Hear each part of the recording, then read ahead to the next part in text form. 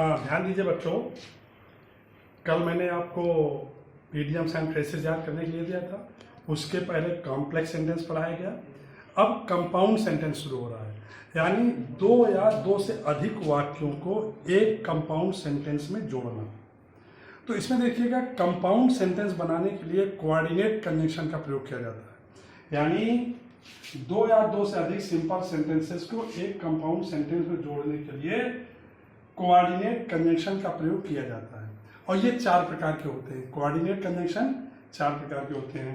एक होता है कम्युलेटिव कंजंक्शन, जिसे संयोजक बोलते हैं। कम्युलेटिव कंजंक्शन संयोजक। एक होता है अल्टरनेटिव कंजंक्शन, यानी चयन सूचक।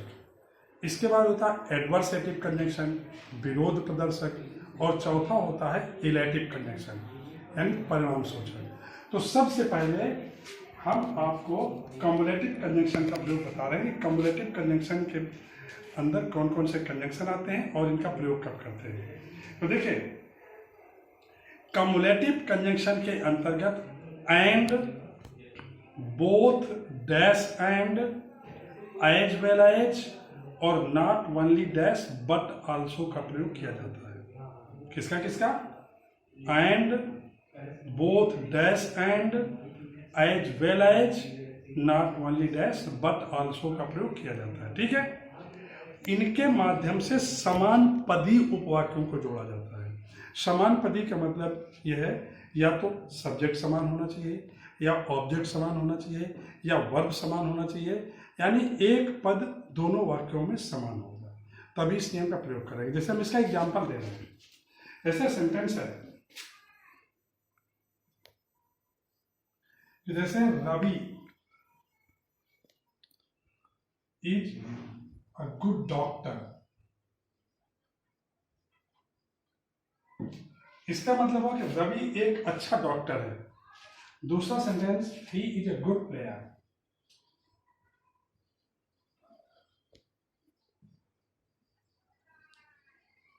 He is a good player, वो एक अच्छा खिलाड़ी भी है। रवि एक अच्छा डॉक्टर है, वो एक अच्छा खिलाड़ी भी है। तो यहां देखिएगा, एक अच्छा डॉक्टर कौन है? रवि। और एक अच्छा खिलाड़ी कौन है?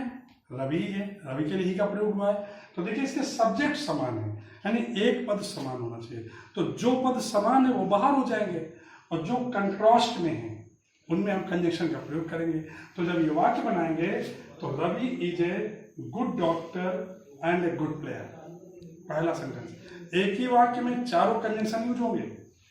Ravi is a good doctor and a good player. Ravi is both, Ravi is both a good doctor and a good player. Ravi दोनों एक अच्छा डॉक्टर और एक अच्छा खिलाड़ी है। Ravi is a good doctor as well as a good player. Ravi जिस प्रकार से एक अच्छा डॉक्टर है, उसी प्रकार से एक अच्छा खिलाड़ी है। और नॉट ओनली बट आल्सो में कि Ravi is not only a good doctor but also a good player. Ravi केवल एक अच्छा खिलाड़ी ही नहीं, बल्कि केवल एक अच्छा डॉक्टर ही नहीं, बल्कि एक अच्छा खिलाड़ी भी है। तो इसमें देखिए, चारों कंजंक्शन यूज कर रहे हैं। एक हो गया, Ravi is a good doctor and a good player। Conjunction क्या लग गया? एंड। ठीक। अब बोथ एंड का प्रयोग इसी वाक्य में, रवि इज बोथ। अब जहां पर डैश है वहां पर आ जाएगा अ गुड डॉक्टर, और फिर एंड। ये कंजंक्शन जो बोथ एंड, यहां पर देखिए, both dash and a good player, ये बन गया। अब इसका तीसरा सेंटेंस, एज वेल एज का प्रयोग। Ravi is a good doctor as well as a good player. अब यहाँ पर एज वेल एज का प्रयोग हो गया, यानी रवि जिस प्रकार से एक अच्छा डॉक्टर है उसी प्रकार से एक अच्छा खिलाड़ी भी है। अब नॉट वाली पचास होगा प्रयोग, Ravi is not only a good doctor but also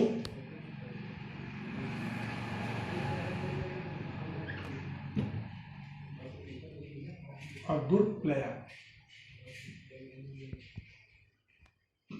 यानी नॉट ओनली और but also, not only dash but also, एक ये हो गया।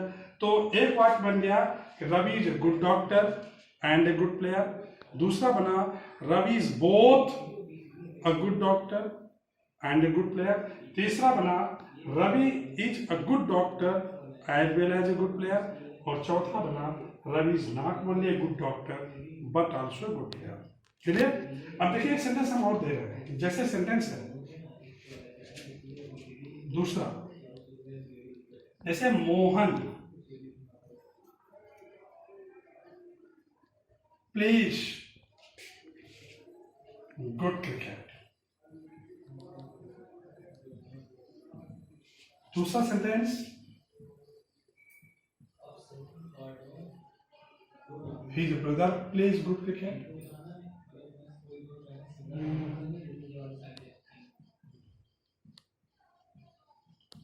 देखिए इसका मतलब है कि मोहन अच्छा क्रिकेट खेलता है, मोहन अच्छा क्रिकेट खेलता है। दूसरा सेंटेंस उसका भाई भी अच्छा क्रिकेट खेलता है, his brother also pledge good cricket, उसका भाई भी अच्छा क्रिकेट खेलता है। अब देखिएगा इसमें समान पदी, सब्जेक्ट अलग हो गए मोहन और उसका भाई, और इसके बाद pledge good cricket, pledge good cricket, verb और ऑब्जेक्ट समान है। तो यहाँ पर हमें Mohan and his brother, Mohan और उसके भाई में हमें कंजंक्शन यूज करना है जो कंट्रास्ट है। तो एक तो बन जाएगा मोहन एंड हिज ब्रदर, ये दो सब्जेक्ट जुड़ रहे हैं यहाँ पर, मोहन एंड हिज ब्रदर, ये दो सब्जेक्ट जुड़ गए। और इसके बाद वर्ब लगाना है, तो देखिए Mohan and his brother subject plural हो गया, तो प्लेस की जगह प्ले हो जाएगा प्रेजेंट इंडेफिनिट टेंस में, प्ले गुड क्रिकेट, यानी Mohan and his brother play good cricket. Clear? अब इसी में बोथ हैंड का प्रयोग करेंगे, तो बोथ मोहन, ये बोथ के बाद जो डैश है वहां पर पहला सब्जेक्ट आ गया मोहन, इसके बाद एंड हिज ब्रदर हो गया। अब यहां पर भी बोथ हैंड, दोनों मोहन और उसका भाई, प्लूरल सब्जेक्ट हो गए, तो यहां भी प्ले होगा, प्लेज नहीं होगा, play good cricket. Clear? Mohan, दोनों मोहन और उसका भाई अच्छा क्रिकेट खेलते हैं। अब इसका तीसरा सेंटेंस एज वेल एज का प्रयोग करना है, तो Mohan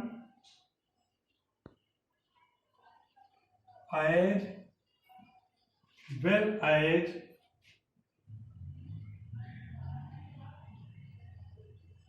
his brother, Mohan as well as his brother.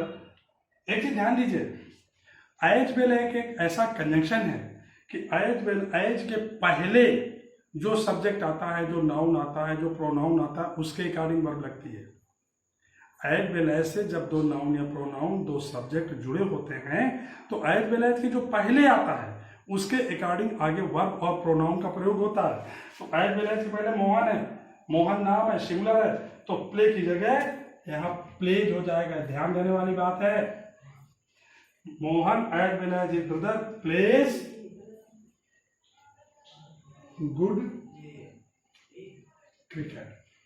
अब इसी का तीसरा सेंटेंस, चौथा sentence, not only but also.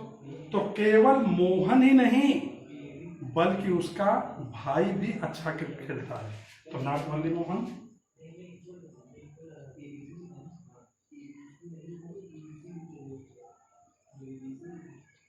Not only Mohan और बट आल्सो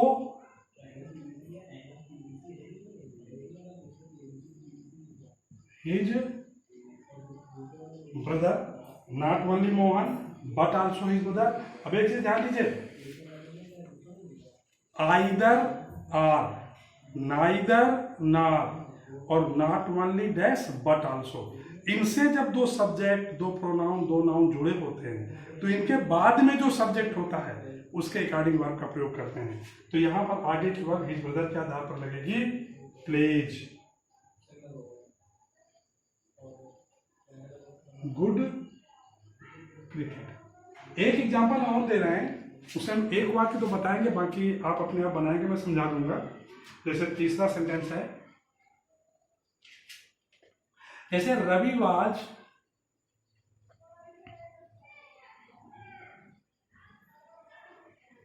मार्क्ड अब्सेंट, यानी रवि को अनुपस्थित कर दिया गया। दूसरा सेंटेंस,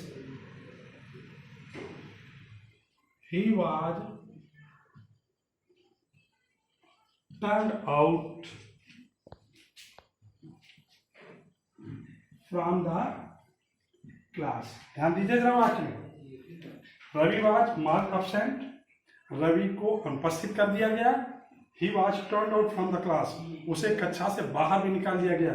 तो आप देखिए इसमें दोनों वर्ब अलग है और दोनों सेंटेंस पैसिव वॉइस में है। रवि को अब्सेंट किया गया किसी के द्वारा, उसे कक्षा से निकाला गया किसी के द्वारा, तो दोनों वाक्य पैसिव वॉइस में है और इसमें वर्ब डिफर कर रही हैं, तो हमें वर्ब जोड़ना है। कैसे बनाएंगे जरा देखिए, एक वाक्य में बना दूंगा, बाकी समझा रहा हूं, अपने आप बनाने का प्रयास करिए।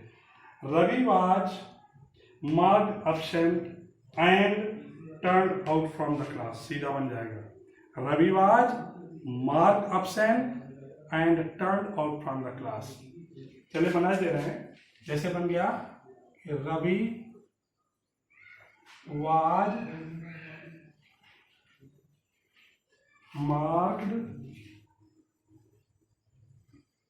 अब्सेंट एंड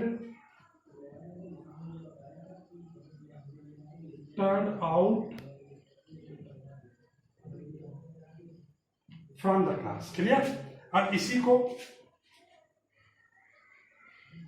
बोथ हैंड का प्रयोग, रवि वाज बोथ, यहां लग गया both marked absent and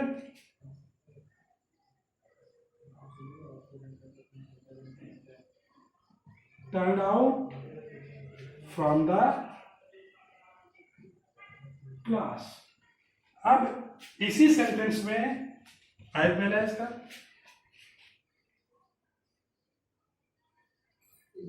Ravi was marked absent, ठीक, as well as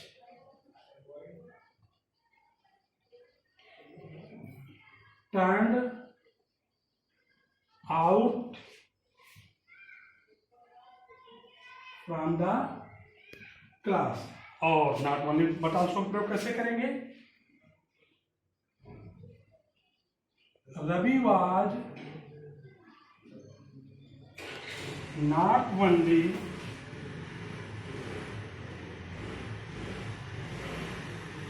marked absent but also turned out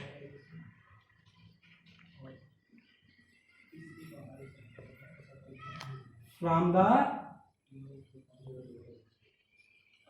class। यानी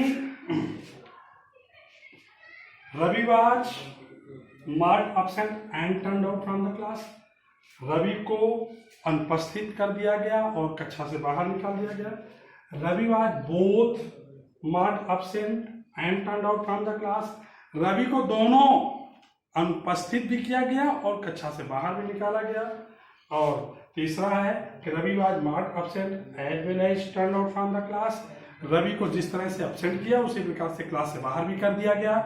और अगला है कि Ravi was not only not absent but also